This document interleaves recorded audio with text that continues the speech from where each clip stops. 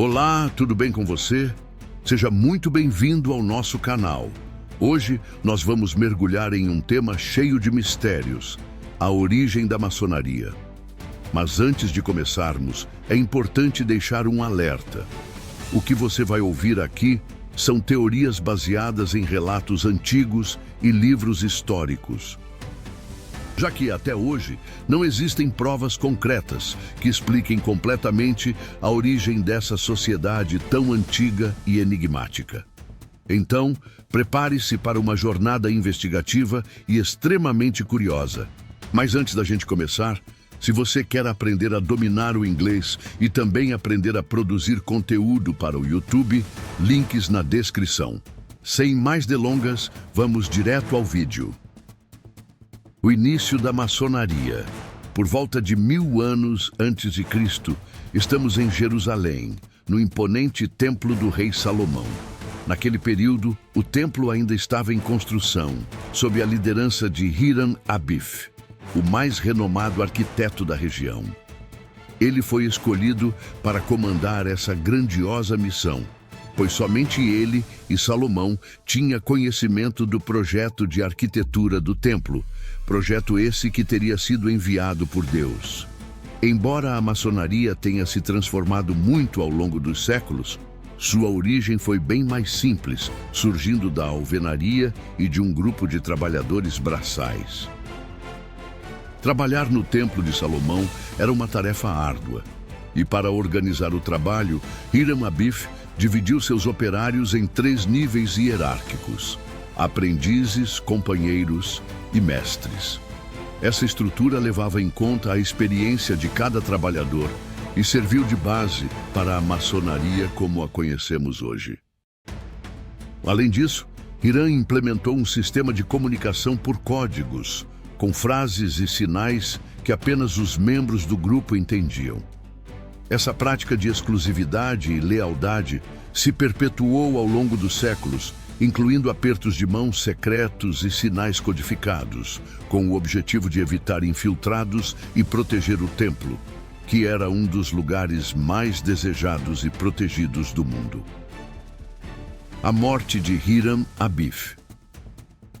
A história de Hiram Abif, considerado por muitos como o fundador da maçonaria, termina de forma trágica. Certo dia, enquanto trabalhava no templo, ele foi vítima de uma emboscada arquitetada por 3 de seus operários: Jubela, Jubelo e Jubelum. Esses homens estavam insatisfeitos e com inveja de Hiram por ele ter conhecimento sobre o projeto e arquitetura do Templo de Salomão. Conhecimento esse que, segundo relatos, teria sido enviada por Deus. E eles exigiram que ele revelasse segredos do grau de mestre, algo que ele se recusou a fazer. Cada um deles se posicionou em uma das saídas do templo. Hiram, ao tentar escapar pelo portão sul, foi interceptado por Jubelo e ferido com uma régua cortante. Apesar do ferimento, conseguiu fugir para o portão oeste, onde foi atingido no peito por Jubela, que usou um esquadro de metal. Por fim, ao tentar sair pelo portão leste, foi mortalmente golpeado por Jubelum com um martelo.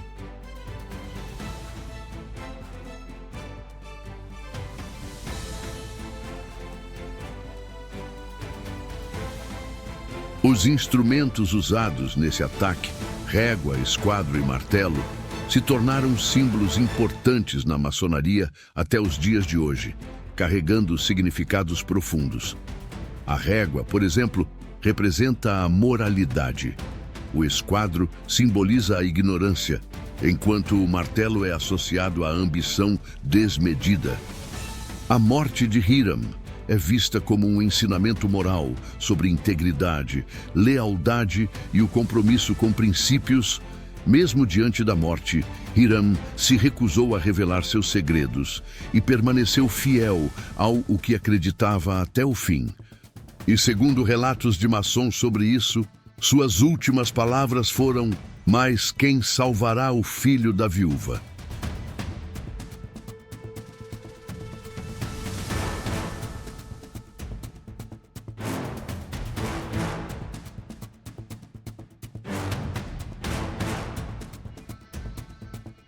A influência de Euclides e o conhecimento simbólico. Por volta de 300 anos antes de Cristo, em meio à expansão do poderoso Império Romano, emergiu uma figura de grande importância. Euclides, o matemático e filósofo conhecido como o pai da geometria. Ele fazia parte da renomada Biblioteca de Alexandria e, além de ser iniciado nos mistérios sagrados, fundou uma escola que unia o ensino técnico ao conhecimento filosófico. Naquele período de intenso crescimento do Império, a demanda por profissionais habilidosos, como pedreiros, marceneiros e escultores, era muito alta. Esses trabalhadores precisavam dominar os fundamentos da geometria para executar suas tarefas com precisão. Na escola de Euclides, o aprendizado ia além dos conceitos teóricos. Ele ensinava como aplicar a geometria de forma prática no dia a dia, ajudando os artífices a aperfeiçoarem suas habilidades.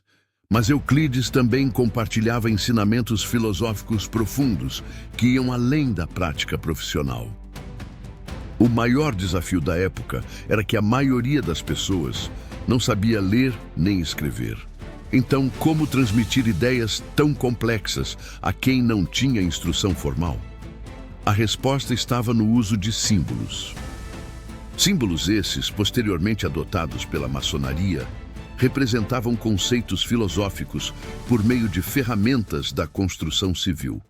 A própria palavra maçom significa pedreiro ou construtor, em línguas indo-europeias, e os trabalhadores daquele período estavam familiarizados com instrumentos como o esquadro, o prumo, o nível e o compasso. Euclides usava essas ferramentas não apenas como instrumentos de trabalho, mas também como metáforas para valores éticos e morais. Por exemplo, o esquadro que antes, devido à morte de Hiram Abif, simbolizava a ignorância, mas com Euclides passou a simbolizar tanto a precisão no trabalho quanto a retidão moral necessária para uma vida justa, enquanto o compasso representava os limites éticos que regulam as ações humanas na sociedade. Outro ponto curioso daquela época era a restrição de viagens. Para se deslocar entre cidades, era necessário obter uma autorização especial, algo semelhante a um visto atual. Contudo, os maçons eram uma exceção. Por conta de suas habilidades indispensáveis e requisitadas em várias partes do Império, eles recebiam permissão para viajar livremente, o que os distinguia dos demais cidadãos. Euclides, portanto, não só estabeleceu os fundamentos da geometria como a conhecemos hoje, mas também deixou um legado que uniu o saber técnico ao pensamento filosófico. Seus ensinamentos, transmitidos por meio de símbolos, continuam a influenciar a humanidade e a carregar significados profundos até os dias atuais. Os Cavaleiros Templários e a Maçonaria. No ano de 1307, em uma sexta-feira 13, iniciou-se a perseguição a um grupo que originalmente pertencia à Igreja Católica. Relatos dizem que este grupo, conhecido como os Cavaleiros Templários, foram os primeiros banqueiros do mundo. A influência dos templários e sua riqueza tinham se tornado uma grande ameaça para o rei Filipe IV da França, depois de ele se endividar com eles. E não parou por aí. Esse grupo também adquiriu, durante sua presença na Terra Santa, acesso a conhecimentos esotéricos e muitos segredos do Vaticano. Essa descoberta fez com que os templários passassem a questionar e confrontar o sistema eclesiástico, algo que acabou mudando completamente o rumo de suas vidas. Os cavaleiros templários, que no passado eram instrumentos de guerra e opressão a serviço da Igreja, começaram a se voltar contra os mesmos princípios que antes defendiam. Esse conflito culminou em uma virada brutal. Aqueles que antes perseguiam e eliminavam em nome da fé, agora se tornaram o alvo principal da Igreja. O grande golpe aconteceu em Paris, Com a cooperação do Papa Clemente V, o rei acusou a Ordem Templária de heresia e proibiu sua existência. Com isso, muitos foram presos, torturados e executados. Sexta-feira 13, no ano 1307, uma data que vai perdurar como infâmia para os templários. Foi um dia no qual o rei da França e o Papa, daquela época, decidiram se livrar dos cavaleiros templários. Eles queimaram na fogueira Jacques de Molay, que era o chefe dos cavaleiros templários. No entanto, nem todos os membros da ordem foram capturados. Muitos escaparam para diversos lugares, sendo a Portugal e Escócia um dos refúgios mais significativos. Na Escócia, os templários encontraram abrigo entre os maçons, que naquela época já existiam como guildas de trabalhadores. Embora muitas pessoas acreditem que a maçonaria tenha origem templária, essa é uma interpretação equivocada. A maçonaria já existia há mais de 1000 anos antes da fundação dos templários, em 1099. No entanto, a entrada dos templários para a maçonaria trouxe para a organização uma nova estrutura e uma disciplina que a transformaram profundamente.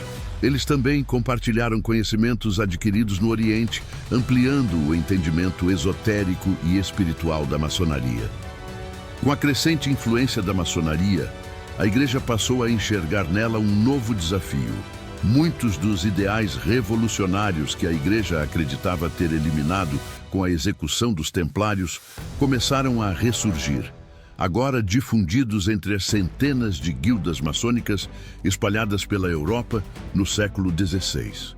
Assim, a Igreja iniciou uma campanha de difamação contra os maçons, acusando-os de práticas demoníacas, rituais profanos e corrupção, acusações semelhantes às que haviam sido usadas contra os templários. Nesse período, os maçons refinaram os toques, sinais e palavras que já existiam, transformando-os em meios mais eficientes de identificação e proteção. Essas práticas não apenas garantiam que apenas membros legítimos participassem das reuniões, mas também permitiam que eles se reconhecessem em segredo, longe dos olhares curiosos ou acusatórios. Foi nessa época de perseguição que os maçons começaram a realizar encontros em locais afastados e discretos, como porões de tavernas e cabanas isoladas, dando origem ao que hoje conhecemos como lojas maçônicas. Esse capítulo da história reforça a resiliência e a capacidade de adaptação da maçonaria, que mesmo diante de perseguições severas, conseguiu preservar seus ensinamentos, valores e mistérios até os dias de hoje. A transformação fundamental na história da maçonaria aconteceu quando os segredos e métodos desse grupo de construtores foram sendo transmitidos de geração em geração. Com o tempo, algumas pessoas perceberam que tais ensinamentos poderiam ser usados para algo muito além da alvenaria. E esses visionários, conhecidos como pedreiros especulativos, não estavam interessados apenas no trabalho braçal ou na inteligência técnica, mas em explorar os mistérios do universo e conceitos filosóficos mais profundos. Foi a partir dessa evolução que surgiu a maçonaria como a conhecemos hoje. Originalmente, as lojas maçônicas eram apenas espaços próximos aos canteiros de obras, criados para descanso, troca de informações e debates. Entretanto, com a chegada dos pedreiros especulativos, esses locais se tornaram ambientes onde se discutiam ideias sobre o universo e também sobre os segredos da existência. Além disso, as lojas também funcionavam como um ponto de apoio para outros pedreiros em busca de trabalho ou moradia, reforçando o senso de comunidade, lealdade e fraternidade, pilares fundamentais da maçonaria. Mas será mesmo? Só para reforçar, até agora tudo o que falamos aqui é tudo relatos e teorias. Esotérico e iluminismo.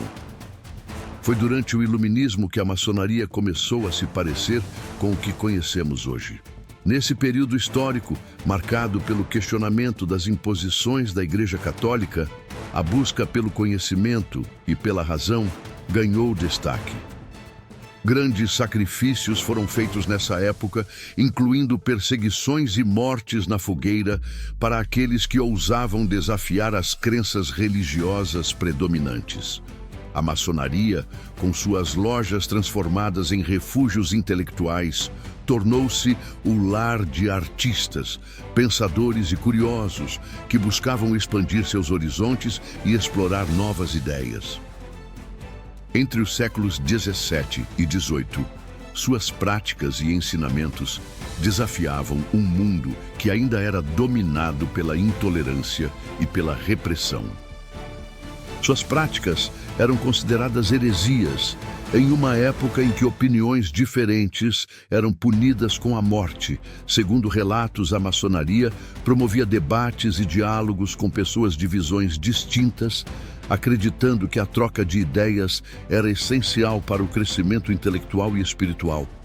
Mas será mesmo? Lembremos aqui, tudo o que você viu nesse vídeo até agora é pura teoria e relatos sem provas concretas. E com isso temos o breve pensamento: por que a maçonaria é cercada por tantos mitos e mistérios? E por que, com todos esses relatos, faz parecer que a maçonaria e a Igreja Católica são extremamente suspeitas? Sua reputação como guardiã de segredos fez com que ela se tornasse um ponto de encontro para pessoas com descobertas confidenciais, invenções e até relatos sobrenaturais. Essa aura de exclusividade alimentou histórias e lendas, e até coisas macabras, muitas das quais persistem até hoje.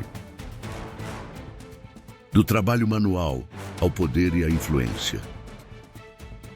Um dos momentos mais marcantes que evidenciam o poder simbólico da maçonaria é a ampla presença de seus emblemas em diversas formas de expressão, como construções históricas, obras de arte e até na famosa nota de $1. Esses símbolos não apenas representam a irmandade, mas também servem como lembretes para os maçons de que fazem parte de algo muito maior. E a maçonaria, ao longo dos séculos e séculos, atraiu líderes influentes, incluindo presidentes, ministros e artistas, que viam na organização uma oportunidade única de acessar conhecimentos que não poderiam ser obtidos fora dela. Porém, o sigilo que envolve os rituais e ensinamentos da maçonaria deu origem a inúmeras suspeitas e acusações ao longo da história. Entre as teorias mais difundidas estão alegações de pactos demoníacos, conspirações para dominar o mundo e até contatos com seres extraterrestres. Muitas dessas histórias surgiram no século XVIII, quando a Igreja Católica, sentindo-se ameaçada pela influência crescente do movimento iluminista, começou a promover a ideia de que a maçonaria era uma entidade anticristã. Sem acesso a meios de comunicação que lhes permitissem responder publicamente, os maçons não conseguiam rebater essas acusações, o que apenas alimentou as especulações. Curiosamente, essas controvérsias não enfraqueceram a maçonaria. Na verdade, elas trouxeram ainda mais atenção para a organização, que permanece ativa até os dias atuais. Apesar das críticas e dos mistérios que a envolvem, sua contribuição para o progresso do pensamento livre e racional é inquestionável. Outra crença bastante popular é a ideia de que os maçons controlam o mundo e estão por trás de governos e eventos históricos importantes. Essa ideia pode ser vista como um misto de verdade e exagero. É fato que a história foi profundamente influenciada por maçons em posições estratégicas. Um exemplo notável é que todos os arquitetos responsáveis pela construção da Casa Branca eram maçons. O mesmo aconteceu com outros marcos icônicos dos Estados Unidos, como o Capitólio, que também foi projetado por membros da maçonaria. George Washington, o primeiro presidente dos Estados Unidos, era maçom, assim como muitos dos homens que assinaram a Constituição do país. Não é de se surpreender que os ideais maçônicos estejam profundamente integrados à estrutura simbólica e filosófica da nação. A separação entre Igreja e Estado, um dos princípios fundamentais da Constituição, reflete os valores maçônicos de liberdade e racionalidade. Esse contexto ajuda a explicar por que a Igreja Católica, durante séculos, perseguiu a maçonaria, vendo nela uma ameaça direta ao seu poder e influência.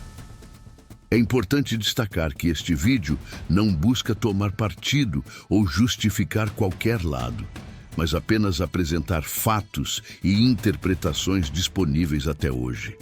Muitas das informações sobre a maçonaria ainda são cercadas de mistérios. E sem provas concretas, é impossível saber qual é a verdade, pois talvez, hoje em dia, nem aqueles que estão no topo das instituições sabem como tudo começou de verdade e qual a verdadeira origem da maçonaria. Mas creio que eles compreendem claramente as razões por trás desse antagonismo. No fim das contas, a maçonaria não esconde mais segredos do que o Vaticano ou outras organizações, sejam elas religiosas ou seculares, que também reúnem pessoas em torno de objetivos comuns. Embora a maçonaria não seja uma religião, sua estrutura e funcionamento geram os mesmos questionamentos e desconfianças que qualquer entidade com influência histórica e global costuma provocar. Por trás de toda a porta fechada, há um mistério e segredos que nem todos podem ter acesso. E isso acaba, sim, se tornando muito suspeito. Ainda mais por se tratar de uma sociedade tão grande. Mas qual será o real e verdadeiro objetivo da maçonaria? E você, o que acha? Curtiu o vídeo? Me diga nos comentários qual tema você gostaria de ver aqui no canal. Não se esqueça de deixar seu like, ativar o sininho para receber mais conteúdos como este e ajudar a fortalecer o nosso trabalho. A gente se vê aqui no próximo vídeo no canal Mestre Curioso. Até mais!